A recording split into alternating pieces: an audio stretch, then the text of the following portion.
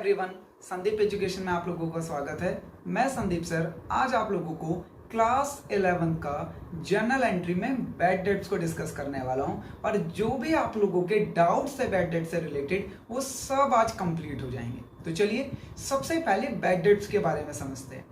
तो जो bad debts क्या होता है, बेसिकली ये हमारा एक एक्सपेंस है, बट ये एक्सपेंस अराइज कैसे हुआ तो जरा समझते हैं इसको। तो जो सपोज मान लो मैं बिजनेस हूं और मैंने अपने कस्टमर को ऑन क्रेडिट बेसिस यानी उधार में कुछ गुड्स को सेल कर दिया। अब कस्टमर ने मुझे प्रॉमिस किया कि वो मुझे आफ्टर 5 डेज मुझे पेमेंट कर देगा। बच्चों जब 5 डेज आए तो मैं उससे पेमेंट लेने के लिए गया, बट उसने मुझे पेमेंट देने से मना कर दिया और कहने लग गया कि मैं आपको पैसे नहीं दूंगा। या बच्चों ऐसे समझ लीजिए कि मेरा कस्टमर मुझे मिल ही नहीं रहा कि कहाँ है, वो भाग गया बच्चों।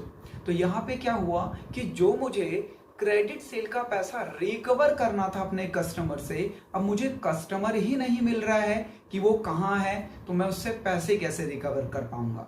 तो ये क्या हुआ, ये मेरा पैसा डूब गया। तो जो आप लोग इस तरीके से हम लोग बोलते हैं कि हमारा पैसा डूब गया, उसे अकाउंटिंग लैंग्वेज में हम लोग कहते हैं कि हमारा बैड डेट्स हो गया। क्या हो गया बच्चों? Bad debts. तो चलिए बैड डेट्स को थोड़ा सा समझते हैं, फिर हम लोग एक क्वेश्चन भी करेंगे जर्नल एंट्री में। तो आप लोगों को मैंने बैड डेट्स बता दिया, अब देखते हैं कि बैड डेट से रिलेटेड कितने केस हो सकते हैं। लीजिए बच्चों, बैड डेट्स आप लोगों को पता चल गया, जो हमारा पैसा डूब जाता है उसे कहते हैं। अब बैड डेट्स दो तरीके से हो सकते हैं, ये आपका पैसा फुल्ली डूब गया पूरा, ये आपका पैसा पार्शियली डूब गया। ठीक है, मतलब सपोज मान लीजिए आपको किसी से 10,000 रुपीज लेने थे, ये पूरे के पूरे पैसे डूब गए, तो हम कहेंगे कि कौन सा केस लग गया, ये बैड डेट्स 100% हमारा डूब गया। अब हमारा पैसा 100% डूब गया, तो बैड डेट्स हो गया हमारा फुल्ली। बट अगर बच्चों सपोज कर लीजिए इस 10,000 में से हमें 7,000 तो रिसीव्ड हो गया उससे, बट 3,000 देने के लिए उसने मना कर दिया, तो हम कहेंगे कि हमारा जो बैड डेट रिकवर्ड हुआ, जो हमें जो पैसा मिला है उसमें हमारा पार्शली बैड डेट हुआ है। कैसे हुआ है बैड डेट? पार्शली। तो हमारे जो एग्जाम में क्वेश्चन आते हैं वो इसी दो तरीके से आते हैं बच्चों, या तो हमें बैड डेट्स फुल्ली हो जाता है या बैड डेट्स हमें पार्शली होता है। तो हमें उसको बहुत बढ़िया तरीके से समझना चाहिए कि कब पार्शली हो रहा है और कब फुल्ली हो रहा है। बच्चों बस ये दो ही केस हैं, जो हमारा बैड डेट्स होता है उसके ये दो ही केस हैं, या तो हमारा पूरा पैसा डूब जाएगा या कुछ पोर्शन ऑफ मनी डूब जाता है, कुछ रिकवर्ड हो जाता है। तो हमारे बैड डेट्स में कितने केस हैं? टोटल 2 केस, एक फुल्ली वाला और एक पार्शली वाला। चलिए एक क्वेश्चन के अकॉर्डिंग इसे समझते हैं। लीजिए, तो जो क्वेश्चन की पहली ट्रांजैक्शन है, sold goods to Ravi for ₹10,000। ठीक है, मैंने इस पे केस बनाया, तो जरा आप ध्यान से देखेंगे। Case 1, Ravi become insolvent and nothing recovered from him. Case 2, Ravi became insolvent and he paid us ₹6,000 only। बच्चों इसको दूसरी तरीके से भी एग्जामिनर अनदर लैंग्वेज में भी पूछ सकता है, तो वो किस तरीके से पूछेगा मैंने वो भी लिखा है क्वेश्चन में, ध्यान दें आप लोग। कह रहा है Ravi become insolvent and he paid us 60 paisa in a rupee.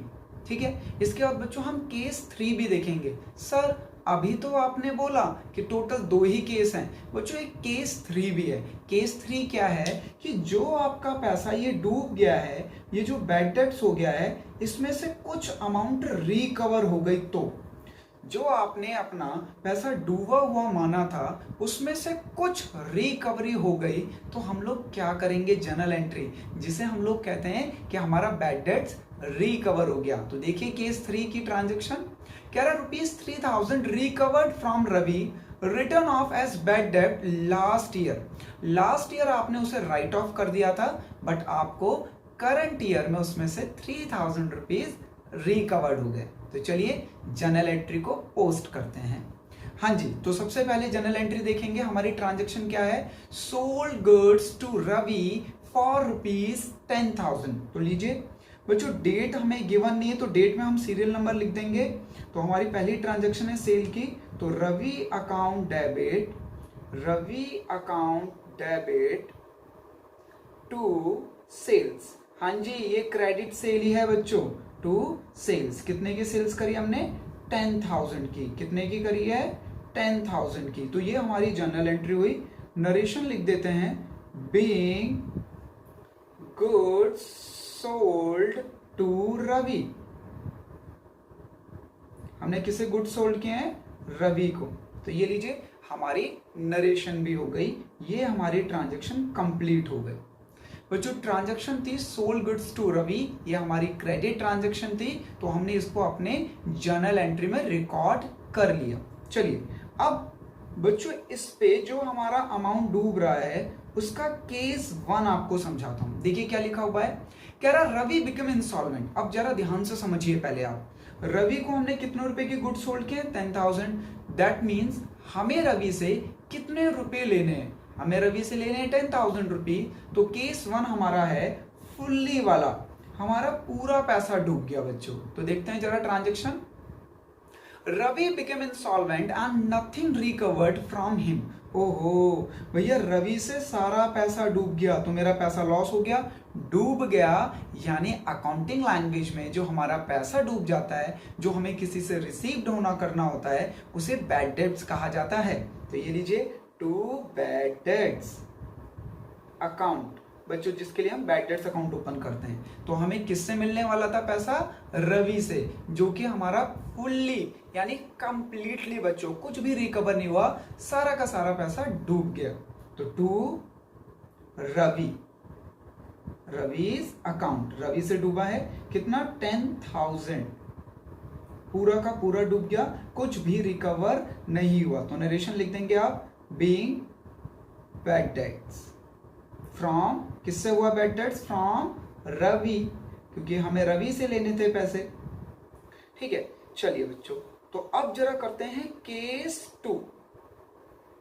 Case 2 को ध्यान से देखिए, ट्रांजैक्शन लिखा हुआ है Ravi become insolvent and he paid us ₹6,000 only. अब आपने सबसे पहले बताइए, आपने रवि को कितने रुपए की गुड्स सोल्ड किए थे? 10,000 के। दैट मीन्स आपको उससे रिकवर कितना करना था? 10,000 बच्चों, बट वो हो गया इंसॉल्वेंट। मैं इंसॉल्वेंट क्या होता है ये सबसे लास्ट में डिस्कस करूंगा आपसे अभी। ठीक है, इंसॉल्वेंट का मतलब बच्चों अब वो पैसे नहीं देगा आपको, तो बट हमने फिर भी उससे कितने रिसीव कर लिए हैं? ही पेड अस, उसने हमें पे किया है 6,000 ओनली। तो लेने थे हमें 10,000 बट मिले हैं सिर्फ 6,000। तो लीजिए कैश अकाउंट डेबिट, हमें रिकवर्ड कितने हो गए? Cash account debit 6,000। लेने कितने थे बच्चों रवि से? 10,000 टू रवि's कैपिटल, रवि's अकाउंट 10,000। अच्छा, लेने थे टोटल 10,000 बट मिले सिर्फ 6,000। 4,000 हमारा पैसा डूब गया। मैंने अभी आपको बताया था जो हमारा पैसा डूबता है उसके लिए हम कौन सा अकाउंट यूज करते हैं? Bad debts account. यस, तो यहाँ पे बैड डेट्स हमारा एक्सपेंस है बच्चों, और जब भी हमारे एक्सपेंस इंक्रीज होते हैं हम डेबिट करते हैं। हम क्या करते हैं? डेबिट करते हैं। ठीक है, तो हमारा यहाँ पे कितना पैसा डूब गया? 4,000 रुपये। तो आप लोग टोटल देखें, डेबिट क्रेडिट 10,000 इक्वल आ गया। लीजिए नरेशन लिख देते हैं, being bad debt from Ravi partially recovered, partially become bad debt. ठीक है ना, being partially amount received from Ravi, received from Ravi.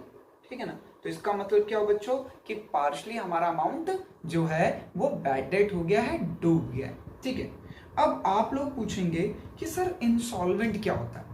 बच्चों इंसॉल्वेंट का मतलब होता है कि जिनसे हमें अपनी रिकवरी करनी है वो पर्सन बच्चों इनकैपेबल ही नहीं है, इनकैपेबल है अपनी अमाउंट को पे करने में। इंसॉल्वेंट का मतलब होता है बच्चों बैंकरप्ट होना।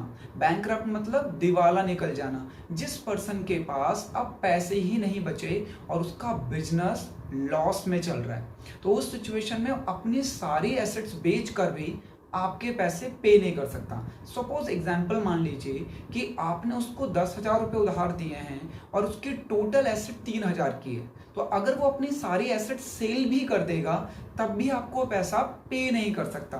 तो बच्चों इस सिचुएशन में कोर्ट उस पर्सन को या बिजनेस को इंसॉल्वेंट डिक्लेयर कर देती है जिनके पास इस तरीके की सिचुएशन होती है।